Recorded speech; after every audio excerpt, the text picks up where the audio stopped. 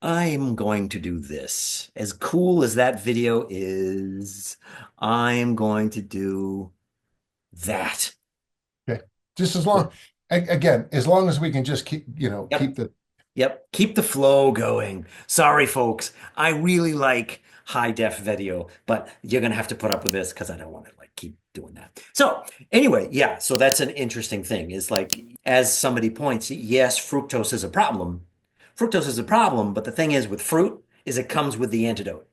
well, yeah, It comes with the fiber. to eat the amount. Okay. So whenever I hear people say, oh, there's fructose in fruit, I always say, do the math Hmm. because to get the amount of fructose that you can easily get out of a typical soda, Hmm. think it's an amazing amount of blackberries. It's like 15, folks, I'm sure I'm wrong, but it's like 15 cups of blackberries. I Yep. mean, it's such an outrageous amount. And the thing is, if you ate 15 cups of blackberries, at some level, I can just tell you from my experience, there's a lot of fiber in blackberries, Hmm. but there's a lot of other magic in there. And to stuff I mean, I like blackberries, but boy, I tell you, after the third cup, I would be saying, how much am I getting paid again?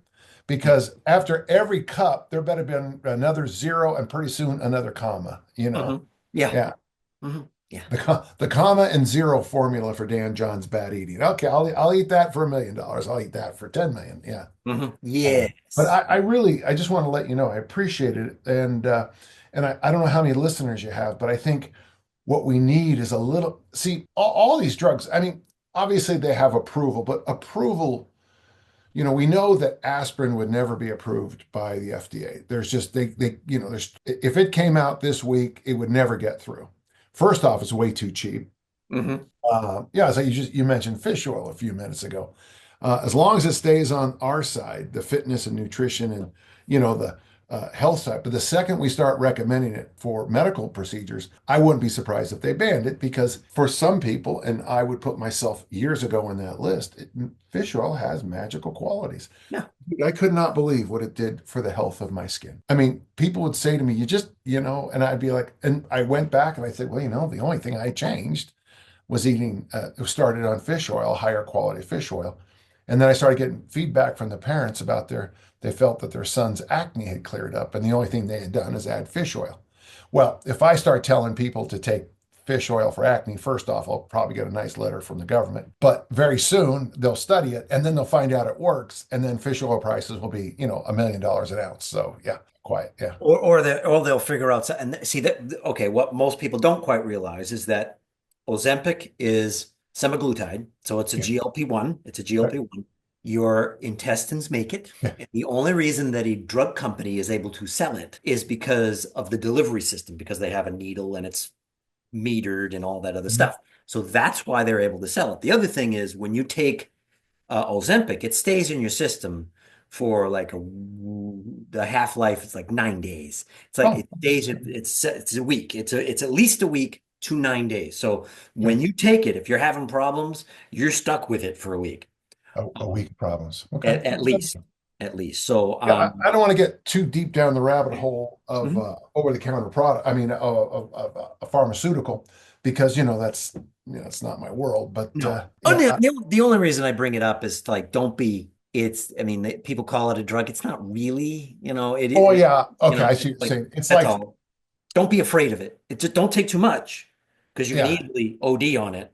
Well, okay. If you overdose on it, what will happen is you will get more the more you take, the more nauseous you get and the more you don't want to eat.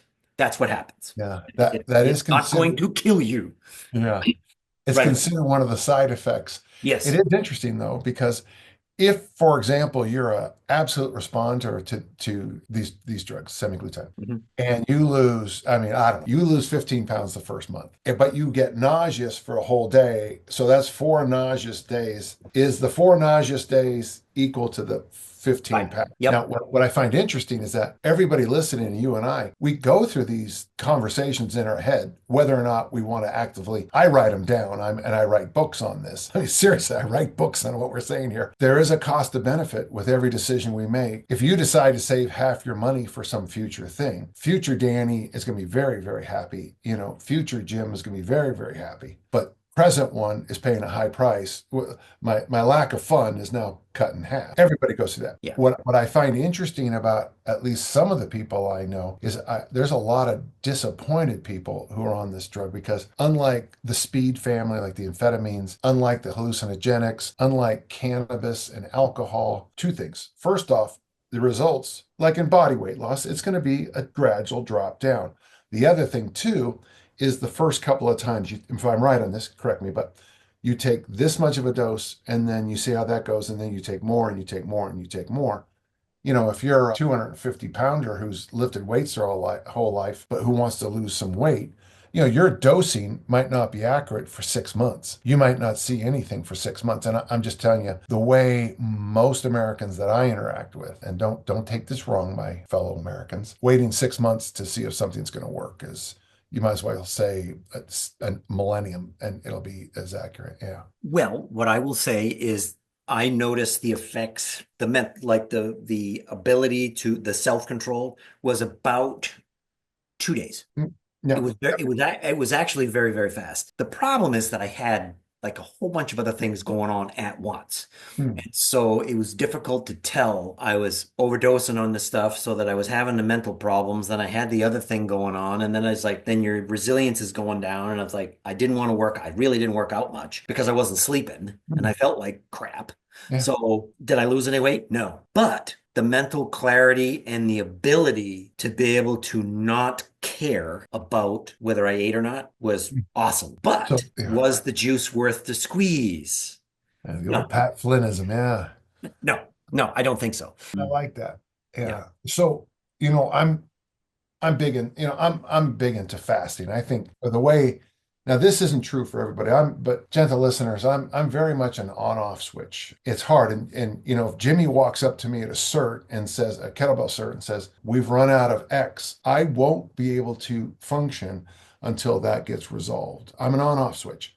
So for me, fasting works well because tonight at, I don't know, somewhere after my daughter and her family leave, I'm going to go into my home gym and do a hard workout just before a 24-hour fast. Well, that's easy for me because tomorrow's easy because tomorrow I'll wake up and drink coffee and that's all I'll have because it's not eat time. And then 24 hours after that, it's eat time. Hmm. And for me at 9:30, lift weights. At the end of, if I finish that session, go for a walk. When I get home, eat eggs, eat eggs and veggies and a fruit smoothie. And to me, it's a blessing. But a lot of people can't fast. And one thing I would recommend, no matter who you are as an American anyway, is, well, first off, we already mentioned it. Avoid the ultra processed foods, and they're bad for you. Your mom knew it, and your grandma knew it. They're bad. The other thing is try to embrace learn what hunger is versus starvation. I love you get this from the 12-step groups. HALT: hungry, angry, lonely, tired. And if I could just get people who are not in an addiction state to learn to embrace those 4 points. Am I hungry? Or is it just a period, an hour and a half before I'm going to eat? Oh, it's just an hour and a half before I eat. I'm angry and I'm lonely and I'm tired. Doesn't mean you should have 1,000 calories of French fries for any of those 4 reasons. And I think, but having said that, I understand that I work. Some people, comfort is one of their Yeah. core 5 values. And And that's one of the things I fight with. So, and I know it. I mean, that's the thing is I know that I don't need to eat and that I'm eating to make myself feel better. But mm, sometimes it's like, why do I want the pizza? And I have to like look at what's going on right now where I want the pizza. I know the pizza's not good for me, but I want the pizza. Now, last night I didn't have pizza. I wanted pizza, but I didn't have pizza. I drove home. But why? It's like I don't understand why, but the thing is, the crazy thing is, and some people, oh, you can't have a relationship with food. I beg to differ. You know why? Because I have one. So don't tell me I don't have it. So, well, can I tell you, I'm going to jump in on this, my mhm. friend. I was one of the early, goes back to 2006, but my friend over at T Nation, Chris Sugar, wanted me to test drive his Velocity diet. Okay. Mhm. And the Velocity diet is 6 protein shakes a day. Now raise your hand and ask me what else. Well, there's nothing else. Oh, okay. It is 6 protein shakes a day for 28 days. Now, Wow. on the original diet, you were given a one meal a week option and it had to be healthy. Well, mine was a T-bone and about 5 pounds of green beans and a couple of scotches. By the way, the V diet was when I lost my, and I still don't drink scotch anymore. I lost my taste for scotch on the V diet. After I ate that T-bone, and I was trying to fill myself as much as I could. Tiffany, of blessed memory, she looked over and said, "Are you okay?" And I go, "Yeah, why?" "Well, because you're crying." And I went, "Oh my God." And she goes, "What's going on?" I go, "Well, I just had this thought that this is the last food I'll put in my mouth for 7 more days." And I had a complete emotional response Mhm. to eating food. Now, for years, and I got to tell you, I'm not empathy is not my middle name. It's Arthur, but no one cares. I all those years I just thought people were such, oh, just stop it with you. Oh, you have to, this is your comfort food. Oh, you need this when you're sad. I need chocolate. All of a sudden I had so much more empathy for that because I suddenly got at that level of hit. And it was emotional. It wasn't, I was fed, I was Mhm. warm, I was Yep. watching college football. I mean, life is good. Emotional hit. So I appreciate that, Mhm. Mr. Hammer. Yeah, I haven't been very hammer-like lately, but I posted a video about that. Very unhammer-like. And this thing I really